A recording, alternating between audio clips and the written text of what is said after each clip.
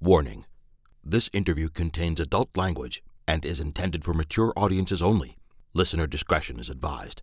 It is also critical to note that, due to having only written correspondence with the author and therefore no verbal confirmation as such, the interviewees have mispronounced Renee Mason's first name as Renea, over and over and over again. The interviewees wish to apologize in advance for the blunder. Your forgiveness is greatly appreciated. And now, back to our regularly scheduled programming. Hello, Mad Masons. This is Michael Levine and Erin deWard. We are your narrators for Renea's wonderful Curing Doctor Vincent. Now, we've been told that you have some questions. So, we're going to answer them to the best of our ability. Is it ability or abilities? To the best of our abilities. Abilities. I stand corrected. So, first we have a question from Elizabeth, who asks, and of course this is probably the most thought about question, is it awkward to read the sex scenes?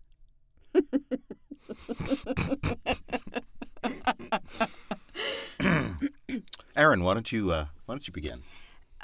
No, it's not awkward at all to read the sex scenes. Mostly because they're really well written and they're really fun to read, and we enjoy reading them together. It sounds so stupid. Sorry.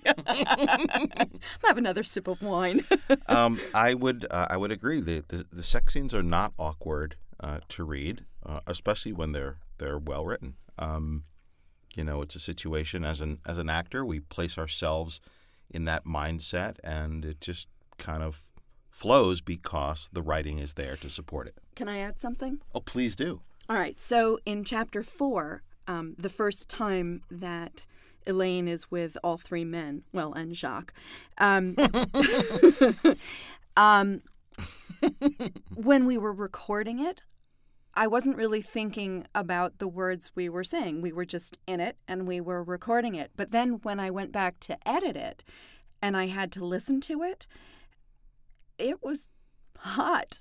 And I didn't even realize while we were recording it that it was that hot, but it's hot. I realized while we were recording it that it was hot, but I didn't listen to it during the editing process. So, I think that's only fair. It worked out that way. Yeah. Elizabeth also asks, do you sit still to do the reading, or do you gesticulate a lot in character? Now, mind you, you can gesticulate while sitting, but it's not the same. No. So we record standing up in a sound booth, and although it's a bit close quarters, I would say there's a fair amount of gesticulation going on. I think that the gesticulation actually helps to get you in the moment, get you in the character, especially when you're doing multiple characters. To have that different physicality for each one is helpful in maintaining the separateness between the characters. Absolutely. And that leads to a question from, and I'm not sure if we're going to pronounce this correctly, Ki or Kai, who asks, when it's a dual reading, do you read together or separately on our own time? Technically, we could do this separately, but we happen to live in the same town, and it's easy to work in the same space. And as actors, much better to work off each other by reading at the same time.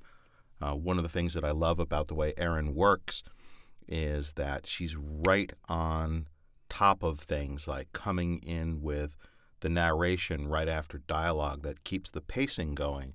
And it's a much different experience than narrating something alone. Yeah, I have to agree. Also, well, two things. One is that when you can make eye contact with your fellow actors, it makes an inordinate difference in being able to, how do I want to say this? It makes it so that you really stay in the scene because you are acting, not reading, which is there's a big difference between the two, I think. Huge difference. And the other thing is, from an editing standpoint, the idea of taking Noah's work and my work on separate tracks and integrating the two is daunting in the sense that it would take such a long amount of time to cut and paste and cut and paste and cut and paste in that way and make sure that the timing is right and there are no clicks and the sound quality from my booth and his booth are the same quality, because actually each space has a different set of sound qualities, reverberation and background noises and things of that nature. So to make them sound... I have no idea what the hell she's talking about, but go ahead. I'll just have some more wine and I'll shut up. She's using a lot of big words that I really don't understand. But no, I'm teasing. Please go ahead. At any rate, trying to make them sound like they came from the same space would be difficult, and pasting them together would be also. So it's a lot more fun all around to do it together. I agree. Okay, Shari asks, what made you want to read for an audiobook? And she also asks, do you two have a personal relationship, or is it strictly business? Well, Erin, what made you want to read for an audiobook? That's a really good question. Golly, I guess I just love to act. That's all I've ever wanted to do in my life, ever. From the time I could speak, I harassed my parents about it, and this is just one more way to do that. What about you? Well, before we get to me, I will say that Erin performs Shakespeare, and I've seen her, and she's brilliant. She's a wonderful actor. What is it correct? I like actor. But, okay, you're a wonderful actor, and I'm so happy that she's now doing this audiobook work, because she should be acting more as much as possible, because she's got this organic wonderfulness about her. And anyway, he's really too kind. No, I'm not. What made me want to read for an audiobook? Well, see, it's not an easy question to answer, right? Well, the thing is, I never even thought about doing this. This was not even on my radar of things in life to do. And I've been acting for a long time. And, of course, I remember hearing about books on tape, but it never clicked in my head, oh, I should do that. I moved back to New York from California, and there was Hurricane Sandy, and I was without power for a week or 10 days, and I ran into an old buddy of mine who edits audiobooks for Audible. And he knew about my background in acting and so forth, and he said, you should get in touch with them. I'd never thought about it before. So it wasn't a world that I was aware of. And now that I've found it for the past almost 2.5 years, it's amazing. I mean, to be able to get up every day and act and read works by wonderful authors, it's really, I'm very appreciative for it. So I could say now what makes me want to do it is that I love the work. It's fun. It's difficult at times, of course. It's very intricate, and trying to parse out the different characters and their emotions. And when the works are well written, it flows very naturally, and it's just a blast. But what a great challenge for an actor, right? So, in traditional acting, you play a part. If you're lucky, maybe you're in a company, you play multiple parts. But, when do you have the opportunity, Noah, when do you have the opportunity to play different female characters? When do I have the opportunity to play different male characters? Never. It just doesn't really happen like doesn't. that. And so, it's a unique acting challenge, but it's also a wonderful acting opportunity that, you get to put yourself inside a man's head and be a man, or inside a woman's head and be a woman, or multiples. And I'm learning, working with Erin.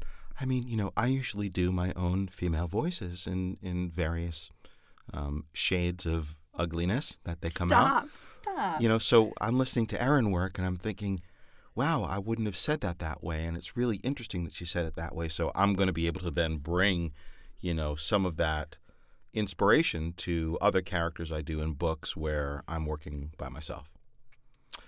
Okay, the second part of Shari's questioning was, do you two have a personal relationship, or is it strictly business? What did we come up with on this one?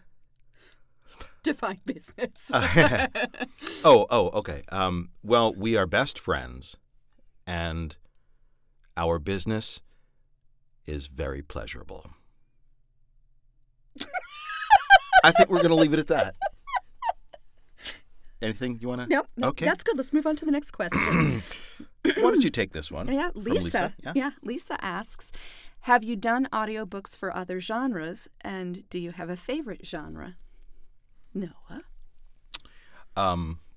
I have done actually a pretty wide variety of genres, from nonfiction works in philosophy and history and literary critique.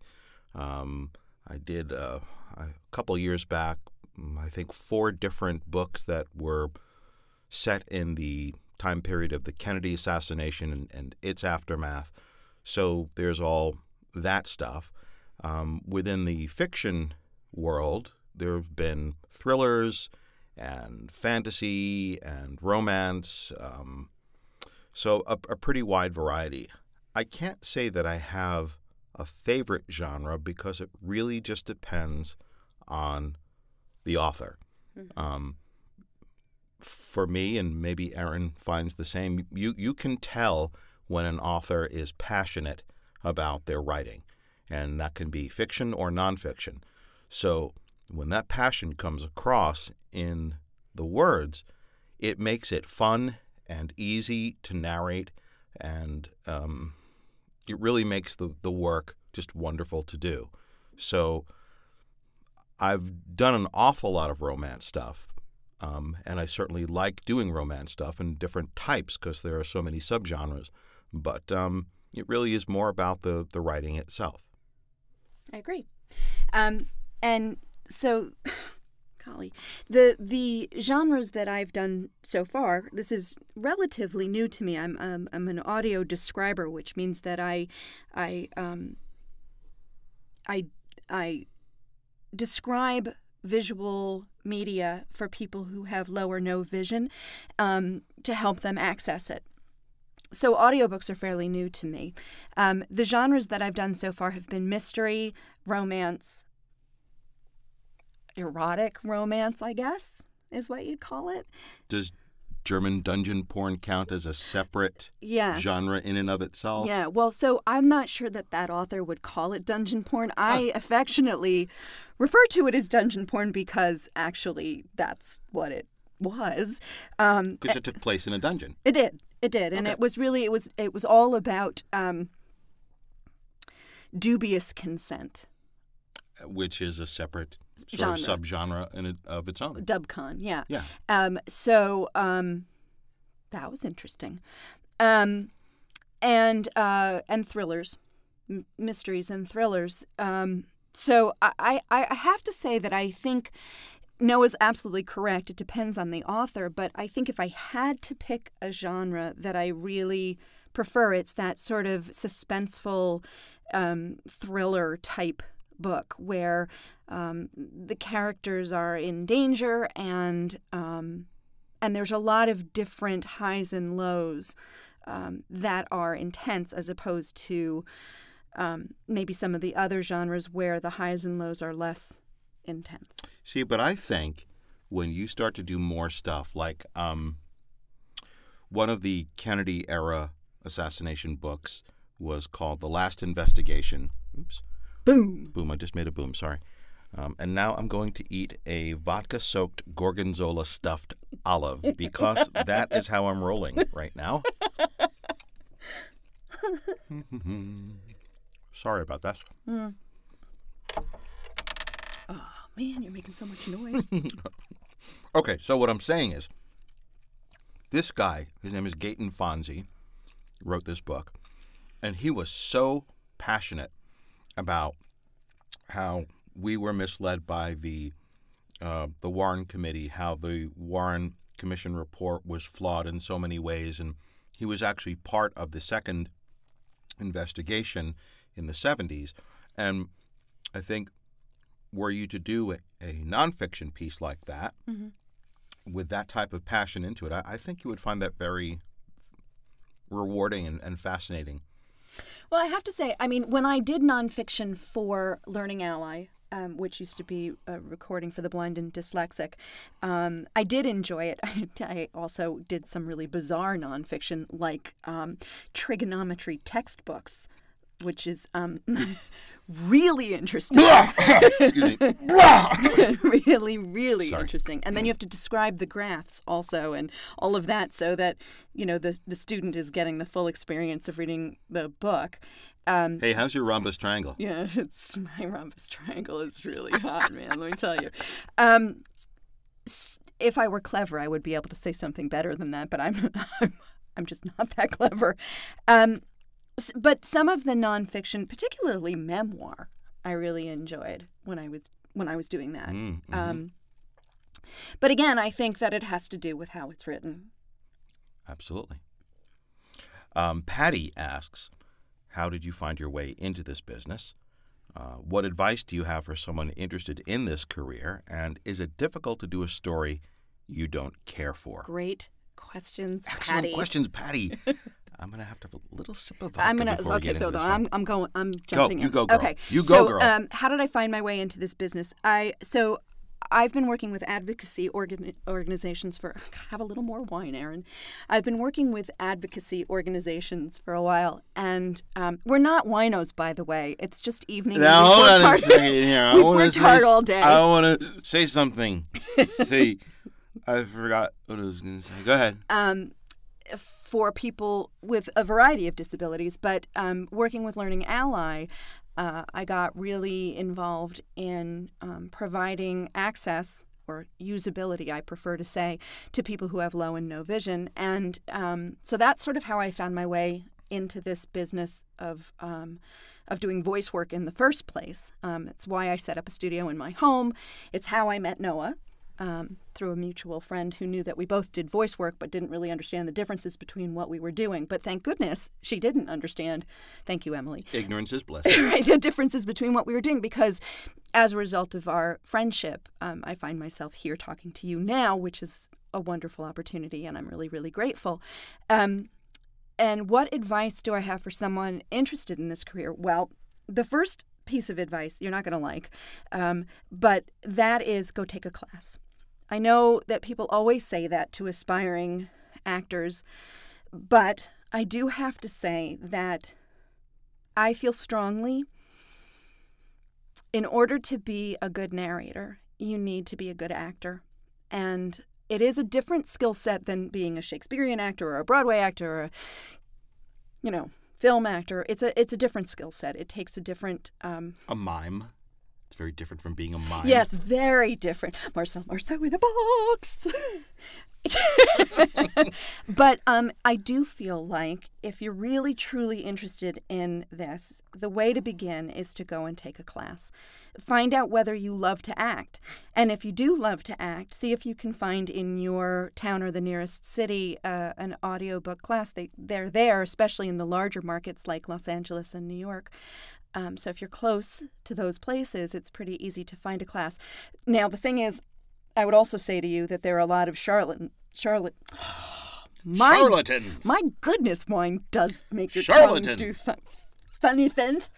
Yes, sadly, actors are a group of people who are often taken advantage of by those who know how to do so, offering classes that don't really teach what they should, projecting certain opportunities they will offer after the class that don't really materialize. But, not everyone, of course, is like that. But you just have to be mindful. See if you can find somebody who's taken that class before and what their experience was. But, one of the important things is, because I think both Erin and I get asked fairly frequently, how can I get into that? Yeah, go ahead. What were you going to say? Nothing. No, Okay. I wasn't going to say You sure? anything. Yes. No, Okay. I'm done. All right. It's not just like reading a book out loud. You have to carry characters through the arc of the story. I mean, the average audiobook is 8 to 10 hours long. I've done some that are 20, 25, 30 hours long. So you have to really be involved in the different characters' stories and able to consistently bring that performance. So it's not as simple as just reading a book, although, of course, you are reading a book out loud. There's a lot more to it than that, and that's not even getting into the technical aspects of the software you use, the computer, the type of microphone. Having a soundproof dead space Mm-hmm. that you can record in so that you're not getting truck noise and dog barking and leaf blowing and reverberation. And, so to build my home studio cost, I mean, I hate to say this, but it cost me about $8,000 to build my home studio. Not everybody goes that route. I bought mine. Yes, you did. I bought mine, and it was shipped here. And then her husband and a friend helped me put it together, and now we're standing in it. Right. So, but anyway, those are all the things that, people think, oh, I love reading out loud to my kids. I really would like to do this for a living. And I'm not saying that that's not a good way to get into it, but it's a lot more complex than that. And you may be great at reading books to your children, which certainly I think I was and my husband was, and a lot of people that I know are, but there's more to it than that. And now as the business is progressing and people aren't recording in studios with engineers as much anymore, they're doing much more home recording, being contracted to do much more home recording. You have to be your own director and engineer. So you have to understand how the software works. You have to understand how the hardware works, which is not my forte. Ask Noah, he'll tell you. I don't know. I'd say you're pretty good with hardware, but oh, can I say that? Sorry. I'm sorry. Okay, yeah, so go ahead. Is it difficult to do a story you don't care for, Noah? In a word, yes. Yes, it is. It is. It is difficult. It hasn't happened very often. There have only been, out of 100+ books, maybe 3 or 4 that I found no redeeming qualities to. And of course, I'm not going to say which ones those were. Even in books, though, that I only care for a little in terms of the writing or the characters, there's almost always something compelling to find. And sometimes it's in the page, sometimes it's in our own creation of what we put into the character. But that's our job. Whether or not we like a story, our job is to bring that story to light. Mm-hmm. With voice. Yep. So actors don't always have the luxury of loving the script, the story, the film, the play that they're working on, but it's their job to act and to bring that best performance possible to the audience that's going to be seeing or hearing them. I agree. Mm-hmm. I agree. I mean, any actor who's gone through the beginnings of an acting career will tell you that we've all done scripts we hated, that made no sense, that were ridiculous, but you do what you have to do to get your career off the ground. And so, I mean, we're working on this book right now by, I don't know, Renea something. I mean, it's just, it's garbage. Just stop. Oh, stop. Here's the thing: someone like Renea, a writer like Renea, gives you so much, because it isn't just romance, it isn't just sex, it isn't just anticipation. There's humor, there's humanity. There's so many layers to this book that it's just a joy to work on it. We look forward to doing a chapter a day because it's joyful work. I know that sounds crazy, but that's the truth.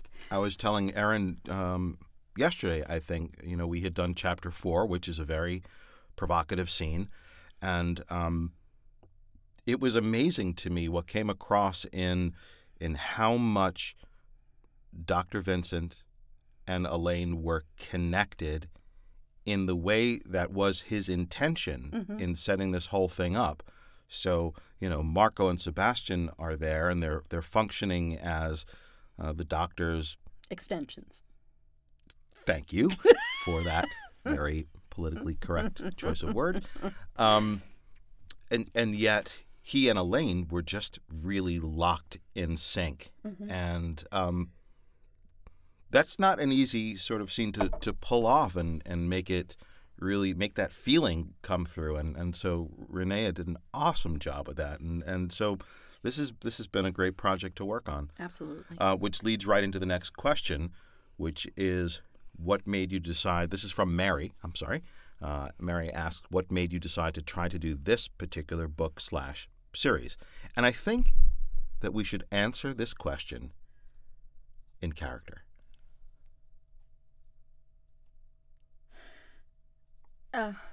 Elaine, would you do me a favor? Yeah, sure. What is it? I'd like you to tell me what made you decide to do this particular book. The doctor looked into my eyes, and I felt my knees go weak. I felt like I wanted to do this book because when I read the audition, it just sparked something inside of me. A string of something was plucked, and my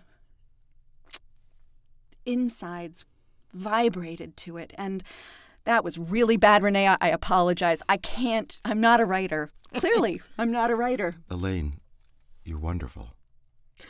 And you're beautiful. Exquisite, please. And you're exquisite. So, really... Your writing sucks. But yes, my writing sucks. We leave that to Renea. So, Xavier. Yes, Elaine. What was it that made you want to do this particular series? Elaine, I really had no choice. I was compelled by forces unknown, drawn, if you will. Yeah, see, you suck at it too. Renea, you're much better than we are. To this project, the specter of working close with you side by side in confined quarters. with my blue velvet gown. With your blue velvet gown and the smelly stuff that I have on the walls that makes the sound nice and deep.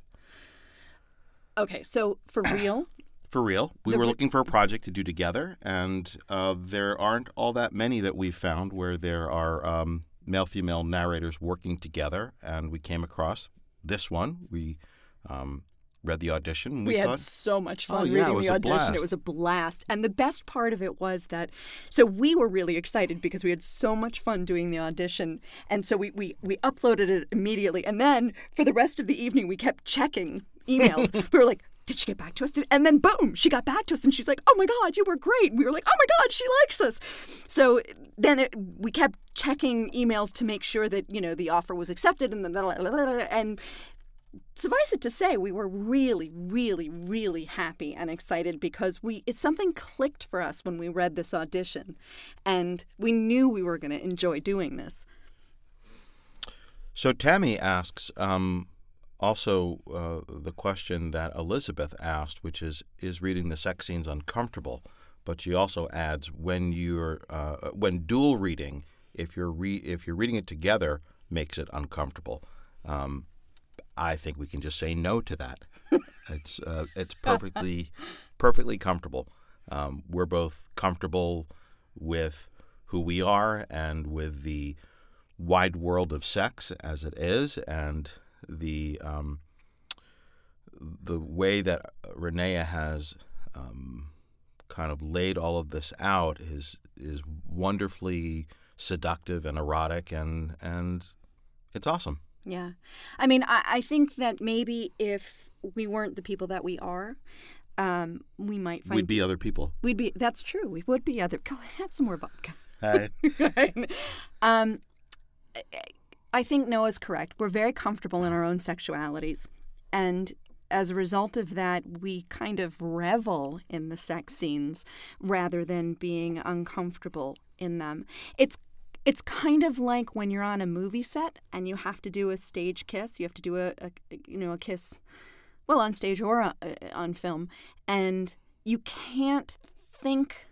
You can't have the devil on your shoulder judging how you're doing it. You just have to be that person kissing that other person. And this is sort of the same thing. There were words instead of actions, but I really feel it's the same exact motivation. Well, that's not the word I want, but it's the same exact thing. You put yourself in that person's shoes and you have to live it and go with it in the same way that you would on film.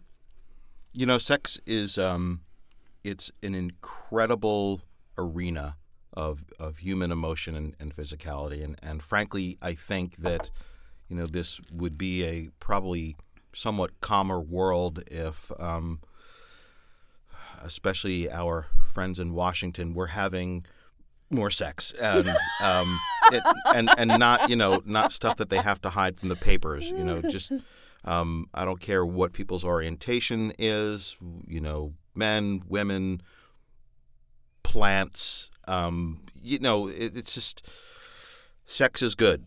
It's good for our bodies. It's good for our souls. And so the romance genre of books and audiobooks, I think, lets people explore that, maybe doing things in their mind that they would never do in real life, or maybe giving them ideas of things they'd like to do. But it's all good. Yeah, as long as nobody gets hurt and nobody is being coerced. forced, right? Then it's all good.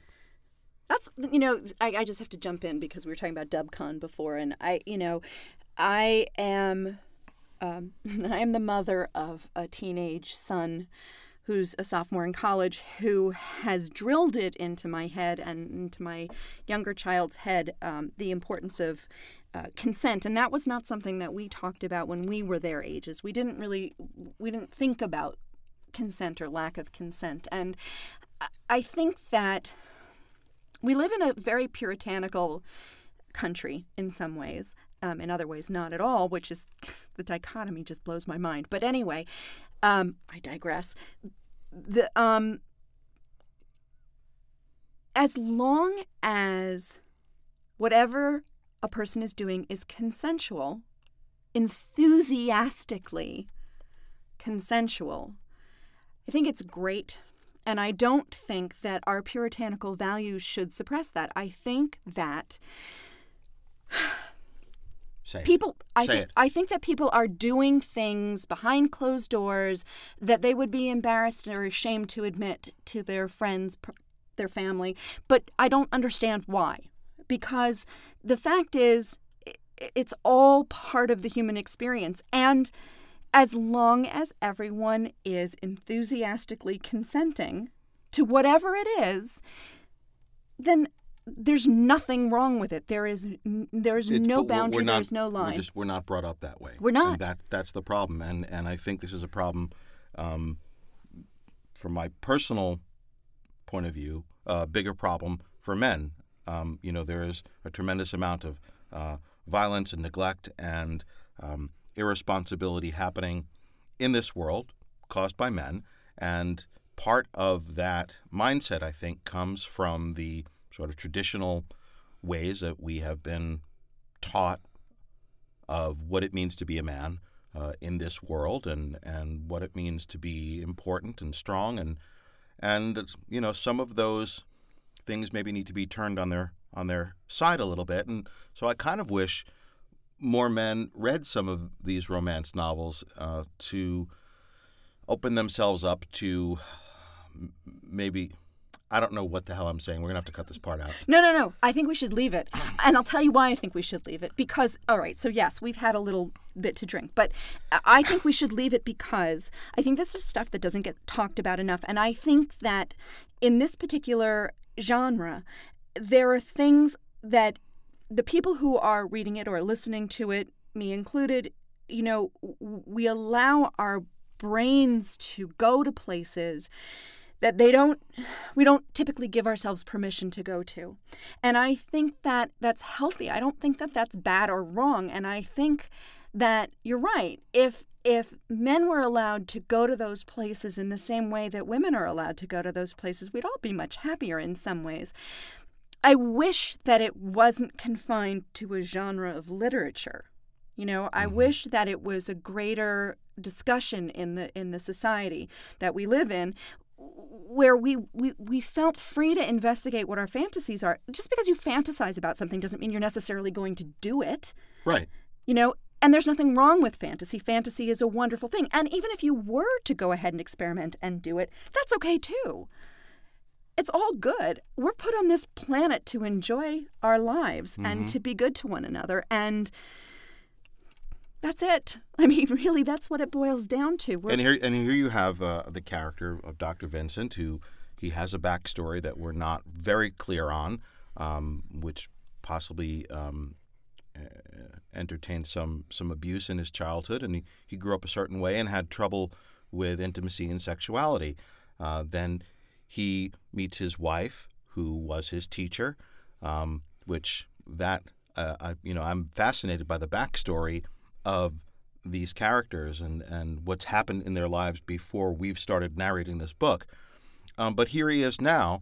He's a wealthy man. He's a powerful man, but he's a thought-provoking and emotional man, and he is trying to get in touch with that more intimate connection that he really knows that he wants.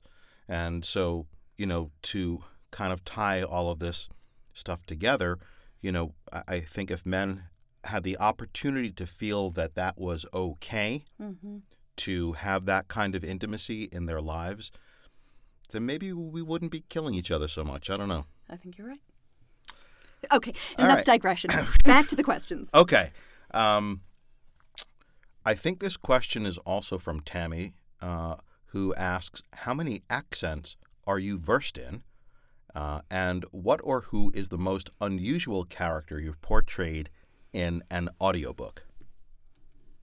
Okay, accents are not my thing. Noah and I talk about this all the time because he does accents just when he's speaking. He'll just drop into accents. What are you talking about? You're crazy. He does. For me, I do allow the devil on my shoulder to watch me and listen to me when I do accents. So much so that I end up being paralyzed and I just sit in front of the mic with the tape running and in silence, running over things in my head until finally I allow myself to speak. But so I feel like the ones that I am competent at now are New York, General American, a slight Southern. I can do a heavy Southern, but it's kind of like a Georgia Southern. I can't really quite make it be Western Texas kind of, it's pretty heavily Southern Belle, Georgia type. I can do French. And when I allow myself to be relaxed, I can do British. But I have to allow myself to not judge. Because I do. Maybe you need to take a schwitz before you do that. Right. Nice and relaxing. Beat myself with some birch. There you go. That sounds nice. Yeah. An olive branch. Right. And so what or who is the most unusual character? No. Accents. Accents. Okay. So, Ow. You all right? Yes. Did you hurt yourself? Nope. Do we need to call an ambulance? Nope. Okay, we're good. I can do a lot of accents. It's just something I can do. I don't know how I know how to do it. I just have an ear for it, so I love doing it. It's fun. I pick up stuff from people I'm around, from movies I've seen, or conglomerations of different actors' voices. So, I mean, I'm not that great at imitating. Like if I did a Sean Connery, you'd say, oh, that sounds like Sean Connery, but it doesn't sound like Sean Connery. Or like a James Mason, whatever. But, Russian, British, French, Italian, Spanish, Old Jew, New York, Boston, Chicago. Don't forget Chicago. Midwestern. I mean, it's just I'm very fortunate to have an ear for it. So it's helped me in doing audiobooks because in a heavy character book, everybody's got to sound different. So the register of my voice, the tones that my voice will actually create, they're within a certain range. And so I don't have that much flexibility. But if I add an accent to that, that helps me to differentiate between characters so that the listener knows that's who's speaking at this point and someone else is speaking at another point. So I'm very grateful for that gift. Most unusual character. I have to say, I narrated one of the most difficult books about Auschwitz, and it was written by a survivor, and he was I believe, a Polish man who had been taken to the camp and was facing certain death, but he had been a doctor, and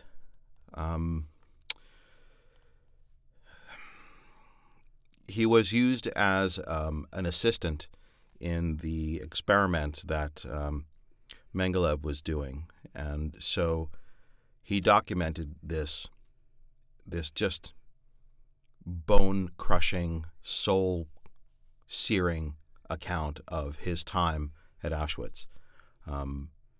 It was not a particularly well-written book, and you wouldn't necessarily expect it to be because he's not a writer by trade.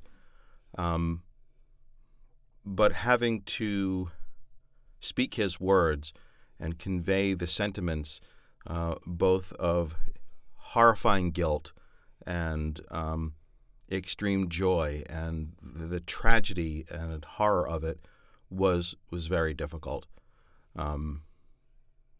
The most unusual character, there was one of my first projects was an 18-book humorous young adult fantasy series called The Myth Adventures. And in that series, I probably did about 500 different characters. But the core group of people consisted of some really interesting and fun, and one of them was a character named Oz, A-H-Z. And he was kind of like a crotchety old Jewish man, but he had a heart of gold and really shined through with the way his character blossomed across the series. So that was an interesting character to play.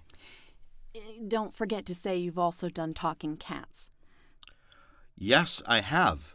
And talking houses. And talking houses, yes. Or sentient houses, I should say. Robin D. Owen's Kelta series.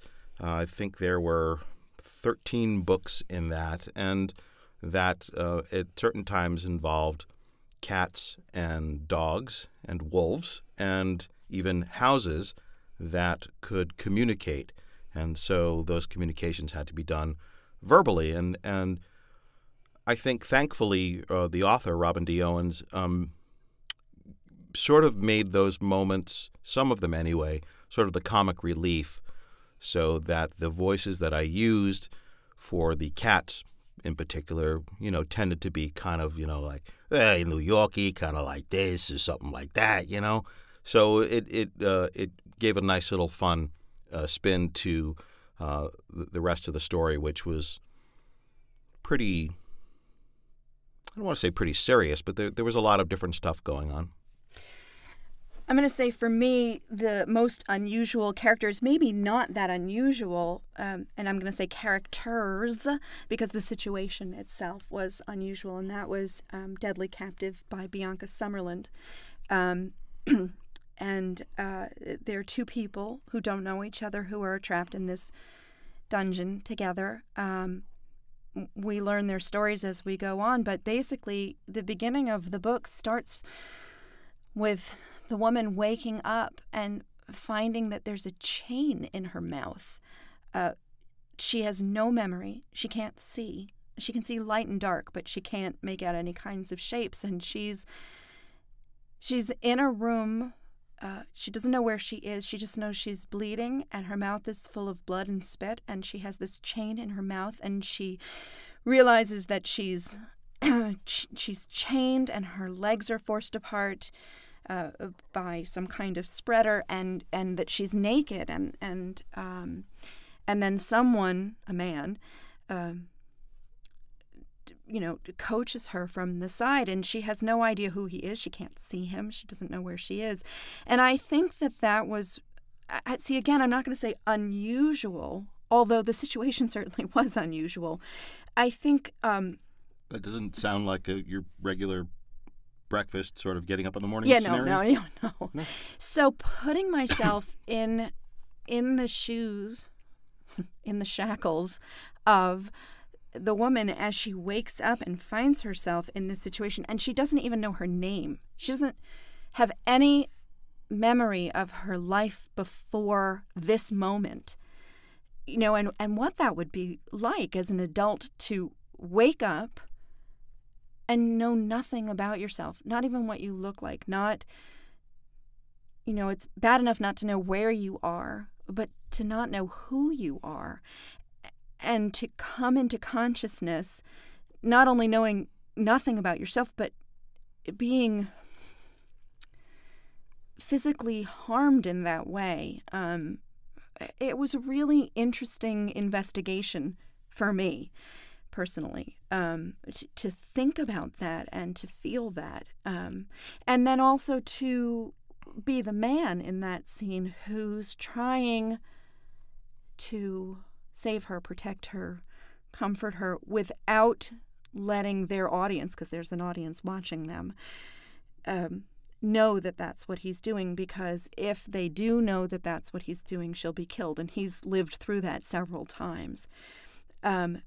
So his point of view of trying to be there for her, trying to help her and guide her and protect her without showing that that's what he's doing while he's under intense scrutiny, that was also a really interesting thing to investigate. So, yeah, that's what I'm going to say.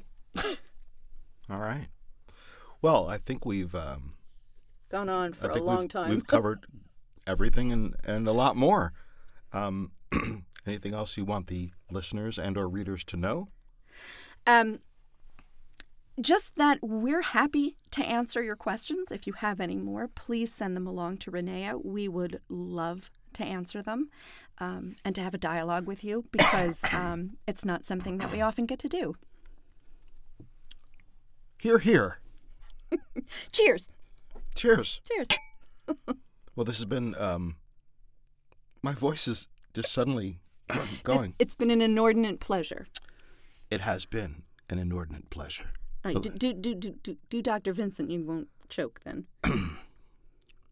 Elaine, I want to thank you for this opportunity to speak to these mad Masons and share with them a little of our experience. I hope we haven't bored you. We really enjoyed this. And thank you, Renea. Thank you, Renea.